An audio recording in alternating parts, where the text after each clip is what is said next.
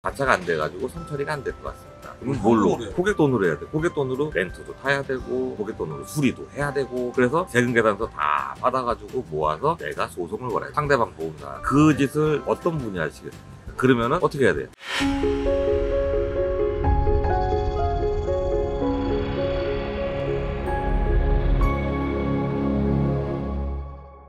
반갑습니다. 보험 유치원 어린이 여러분, 오늘은 오랜만에 야외 외출 나왔습니다. 제가 좋아하는 형님이 계신 공업사에서 일하시는 분들의 어떤 이야기를 한번 들어보려고 오늘 오픈 영상을 찍게 됐습니다. 잠시 후에 제가 그 공업사에 가서 실제로 사고 났을 때의 사고 처리에 대한 부분이나 아니면 차 수리비에 대한 뭐 전반적인 이야기들을 좀 해드릴 테니까 이따 다시 영상을 찍도록 하겠습니다. 사고차 엄청 많아요. 안녕하십니까. 경력은 뭐 이것저것 다 해서 정비 잠깐만 30년 되죠. 그래서 90년 11월부터 처음 했으니까 진짜 30년 되네. 30년 동안 하시면서 이 정비만 하신 거예요? 맨 처음에 정비 공장에 발을 붙인 거는 이제 자동차 유리를 이제 처음 배우면서 자동차 계통에 입문을 했고, 그 다음부터 이제 개인 가게에서 정비 공장 유리 가게로 들어가면서부터 정비 공장하고 인연을 맺었는데, 그때 이제 유리라는 일이 그렇게 하루 종일 일을 하는 일이 아니고, 자동차 유리 뭐 교환이나 이제 수리하기 위해서 이제 탈착이라고 그러죠. 탈부착에.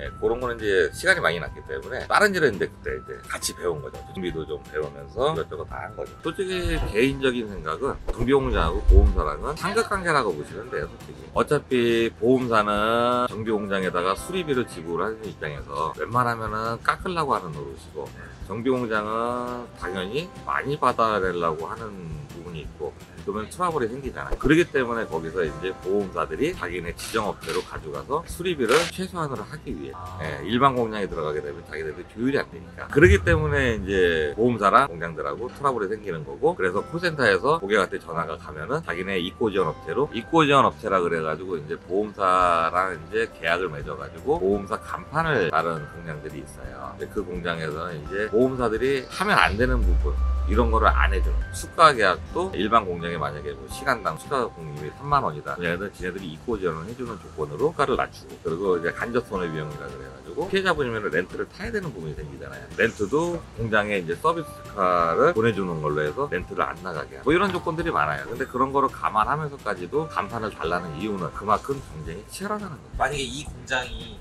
보험회사랑 조인이 돼 있어요. 그렇죠. 보험회사를 넣어줘요, 이쪽으로? 넣어주죠. 당연히. 자기는 협력업체인데. 협력업체면 이제 현장 출동기사들이 나가잖아요. 현장 출동기사들이 나가게 되면은 그분들이 사고 처리를 1순위로 먼저 하고, 그 다음이 어디를 가느냐고 물어봐요. 공장 아시는 데 있냐? 네, 항상 물어봐요. 어느 분들도 사고 나시면 다 아실 거예요. 그러면 뭐 아는 데가 없다. 그러면 자연스럽게 자기네 삼성이면 삼성, DB면 DB, 이런 자기네 업체 쪽으로 땡겨야죠. 그게 보험사랑 조인해가지고 하는 메리트뿐이 안 되는 거니까. 고객 입장에서는 거기다 맡기게 되면 손해볼 게 있어요? 손해볼 수도 있고 없을 수도 있고, 뭐 큰 사고가 아닌 이상은, 뭐 간단한 사고는 뭐 여기서 하나, 솔직히 길거리에서 하나, 뭐 황금하고 도색하는 거 똑같으니까.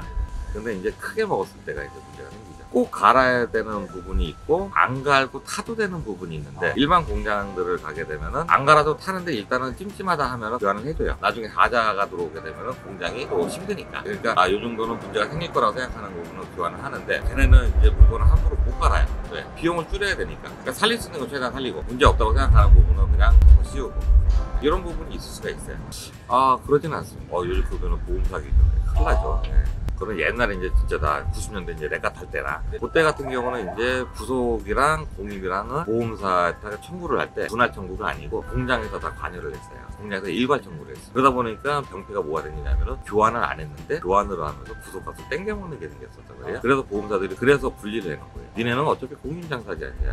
니네는 공임만 청구해서 공만 먹어. 부속가게들은 부속장사지, 니네 부속만 청구해서 먹어. 대신 교환을 했으면은 새 거랑 교환한 거랑 사진이 있어야 된다. 없으면은 인정을 안 해주겠다. 그리고 이제 뭐 부수적인 거 있잖아요. 간접손해비용 같은 거, 뭐 유리막이라든지, 뭐 자동차 유리라든지, 뭐 악세사리가, 그런 것도 이제 다 걔네들이 각자 알아 청구. 그렇게 다 분할을 시켜놨어요. 그렇기 때문에 이제 부속 가지고 장난치는 세상은 친하죠. 그러면 결국은 보험업사에서 그런 데 연결하는 이유는 작게나마 그래도 건수 올리려고? 아니죠. 협력사 내는 거는 작게보다는, 그러니까 이제 일반 공장도 이제 전국에 진짜 몇만 군데가 있는데 각자 성향을 모르잖아요. 이쪽으로 갔는데 이쪽은 정말 정석적으로 FM대로 꼼꼼하게다가 빌드가 있기도 할 거고, 저쪽 갔는데 저쪽은 대충 했는데 수리비는 더 많이 나올 수도 있는 거고, 그런 게 이제 대충이잖아요. 왜냐하면 정비 쪽은 권장 소비자가가 아니기 때문에 자유경쟁이잖아요. 지극히 개인적인 생각이에요. 과실을 따진다는 거는 일 처리를 편하게 하고 고객 부담을 늘리기 위해서 잡는 거라고 생각해요. 내가 아는 상식 안에서는 진짜 세계에서 과실 따지는 거 우리나라뿐이 없는 걸로 알고 있거든요. 다른 나라는 뭐 가해자면 가해자, 피해자면 피해자, 그걸로 끝인데 우리나라는 머리 아프게 과실 상제해야 되고, 자기네들이 이제 갖고 다니는 책자가 있어요. 판례를 따져서 거기 책자를 열어보면 이제 여러 개 있잖아요. 제일 편한 거 차선변경 가구, 기본가시 7대4, 가구부에 따라서 뭐 8대2, 6대4 이렇게 나누죠. 급차선변경 9대1. 그 책을 토대로 해가지고 이거는 뭐 어쩔 수 없습니다라고 얘기를 하는데, 솔직히 요즘 그 한문철 변호사님이 많이 나와가지고 피할 수 없는 사고는 100대이라 그래가지고 그래도 많이 좀 좋아졌잖아요. 솔직히 보험사들도 많이 수그러들고. 그래도 따져요. 그 따지는 자체가 솔직히 내 돈 내고 보험 들고 내 돈으로 처리하는 고객 입장에서는 안 좋은 거죠. 왜? 내가 과실이 좀이라도 나오게 되면 보험료 할인받는데 지장이 생기니까. 그 다음에는 고객은 보험사에 머리 숙이고 들어가야 되는 입장이 되는 거예요. 저는 그렇게 생각하거든요. 보험사 직원들 월급 고객이 주는 거예요. 고객이 보험을 안 들면 걔네들은 돈이 어디서 나도 성과금 받고, 고객이 돈을 주는 거기 때문에 고객이 말 그대로 대표, 고객을 위해서 움직여야 되는데, 그렇게 움직이는 애들이 한 몇 명이나 될까요? 정말 열정적으로 움직이는 사람도 있지만 대부분은 회사를 위해서 움직이죠. 왜? 살아야 돼. 보험사에서 100대형 사고인데 처음에 막 8대 9대 이렇게 부르는 이유가 뭐라고 생각해요? 일단은 던져놓고 본다고 봐요. 이제 얘네들이 제일 잘하는 말이 뭐냐면, 정말 누가 봐도 100대형 사고 있어요. 뭐 구미추돌, 뭐 신호위반, 중침, 누가 봐도 100대형 사고, 그런 거는 얘기 못하죠. 얘기하면 민원 바로 먹으니까 얘기 못하는데, 얘네들이 아리까리한 사고는 고객한테 어떻게 던져주냐면은 요거 과실이 좀 나올 수도 있을 것 같아요, 저희가 한번 알아봐야 되는데 나중에 한번 알아보고 연락드리겠습니다라고 던지는 멘트가 제일 많습니다. 왜? 자기가 빠져나갈 구멍이 있어야 되기 때문에. 고객님 이거는 뭐 고객님 과실 없죠 라고 했는데, 요즘은 또 옛날하고 틀려가지고 가해자 쪽에서 우리 쪽에다가 인정을 못하는 부분이 생겨버리면 보험사가 처리를 안 해줘요. 옛날에는 보험사가 가해자가 아무리 뭐 얘기를 해도 자기가 그 고객을 설득을 했거든요. 요즘은 고객이 클레임을 건다, 인정 못해 그러면은 바로 통보해버려요. 우리 고객이 인정 못 한다니까요, 과실 단 1이라도 잡아야 된다니까 지불 본영 못 해줄 테니까 자차 선천히 하세요. 그리고 구상권을 청구하시든가 소송 가세요 라고 하고 손을 떼버립니다. 그런데 피해자가 만약에 자차가 가입이 안 돼 있으면 버려요. 왜? 우리 보험사에서는 이쪽에서는 지불 보증을 안 해주잖아요. 그 지불 보증이라는 거는 차라리 내가 수리를 하세요, 그 수리비는 제가 드리겠습니다라는 게 지불 보증이거든요. 그걸 안 해준단 말입니다. 우리 고객이 싫다 그래서. 그럼 피해자분은 내 차 수리해야 되잖아요. 자차를 안 들었어. 우리 보험사에서 얘기하니까 자차가 안 돼가지고 선처리가 안 될 것 같습니다. 그럼 뭘로? 고객 돈으로 해야 돼. 고객 돈으로 렌트도 타야 되고, 고객 돈으로 수리도 해야 되고, 그래서 세금 계산서 다 받아가지고 모아서 내가 소송을 걸어요. 상대방 보험사. 그 짓을 어떤 분이 하시겠습니까? 그러면은 어떻게 해야 돼요? 울며 겨자 먹기로 과실을 인정하고 들어가서 그 90%라도 받아야 되는 부분이거든요. 보험사가 그렇게 딜을 합니다. 그래서 제가 아시는 분들한테 뭐 자차를 빼면은 뭐 보험료가 100 떨어지는데 자차는 100이 올라가요. 그래도 자차를 들으라고 합니다. 자차 안 들었을 때 분쟁 걸리면은 보험사가 처리 잘 안 해줘. 고객이 다 해야 돼. 그게 짜증이 나고 민원도 뭐 솔직히 말해가지고 금감원에서 관여하는 보험사나 민원이 좀 맥히지, 금감원에서 관여 안 하는 공제조합 같은 데는 찔러도 들어가지 않아요. 그때는 고객이 그 피해를 고스란히 안고 가는 거예요. 그러니까 무서운 거죠. 그러니까 보험은 꼭 들어야 되는 건데 좀 딜레마에 많이 빠지죠. 내가 과연 왜 보험을 들었을까라는 생각이 들 수도 있고, 그리고 요즘 이제 또 경기가 또 안 좋다 보니까 이제 책임보험만 가입하고 타시는 분들 있어요. 책임보험 안 들게 되면은 큰일 나니까 보험사가 이번에 책임보험료를 올렸습니다. 아 진짜요? 네, 올렸습니다. 얼마? 명분상 10% 올렸다고 하는데 따져보면 더 올라갔을 겁니다. 왜 올렸을까요? 손님들이 종합보험 안 들고 책임보험만 들고 타시는 분들이 많은데 사고율이 많아서 지네 손해율이 많기 때문에 그 손해율을 보험료로 올려서 받겠다는 거죠. 예. 아마 갱신하실 때 보시면은 무사고인데 보험료가 안 떨어질 겁니다. 맞아.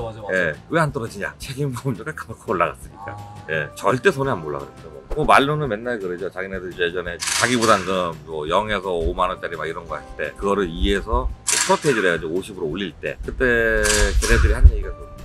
자기네들 손해율이 뭐 1조 7천억이 나서 도저히 힘들어서 못 살겠다. 손해율이 왜 많냐? 면책금이 싸기 때문에 사람들이 무분별하게 보험 처리를 한다. 반반 하나만 기스나도 보험 처리를 한다.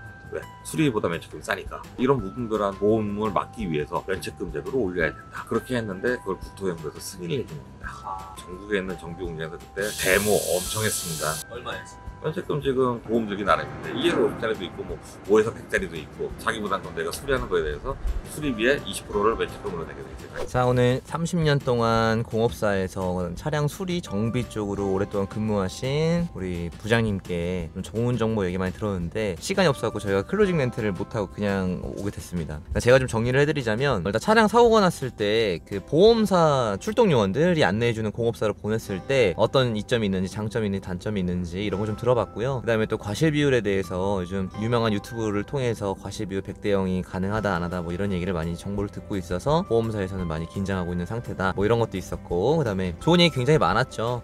우리 부장님께서 저를 2년차 때부터 해서 지금 한 6년에서 7년 동안 저를 도와주시면서 제가 처음에 몰랐던 자동차에 대해서 몰랐던 부분도 많이 도와주셨고, 그다음에 지금 현재도 좋은 관계 맺으면서 형 동생 사이로 잘 지내고 있습니다. 여러분들께서도 사고에 대해서 모르시는 게 있으면 항상 저를 통해서 물어봐 주셔도 되고, 그 다음에 뭐 댓글이나 이런 걸로 문의 주셔도 됩니다. 아까 부장님 말씀하신 것처럼 주변에 공업사 잘하시는 분들 꼭 한 분씩 알고 계시면 좋을 것 같아요. 여러분들 아무튼 오늘도 도움되셨다면 구독과 좋아요 눌러주시고 다음 영상에 또 좋은 모습으로 찾아뵙도록 하겠습니다. 감사합니다.